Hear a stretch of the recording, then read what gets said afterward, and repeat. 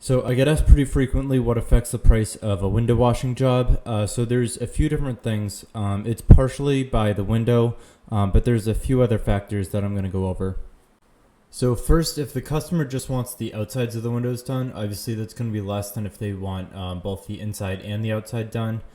However, doing both the inside and the outside won't double the price because there's a starting cost just associated with coming to the job. And also, there's no ladder movements on the inside, so they generally take a lot less time. So second and third story windows are the main reason why I do not price jobs entirely just by the window. So second and third story are a lot harder to get to, obviously, because I need a ladder to get to them as opposed to the first story windows. Also, third story, I need a bigger ladder and it's a lot harder to move. So typically, the third story is going to cost more than the second story. And similarly, if there's a window that's just hard to reach for other reasons other than just how high it is, that's also going to increase the price. So another huge factor that affects the prices of windows is the type of windows that's on the customer's house.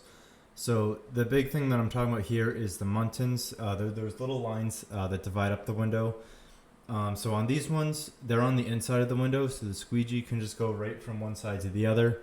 But on a lot of older houses, as well as very expensive houses, those little lines are on the outside of the window, and so it's a lot more difficult because for each of those windows, you'd have to go in between like 12 different boxes. So it takes a lot longer, and it's going to be a lot more expensive in order to do those. So the last factor that affects the price of the window washing job is what type of options the customer chooses. So what I'm talking about here is mainly the screens. So sometimes I'll take out the screens myself, but I'm going to charge the customer for that.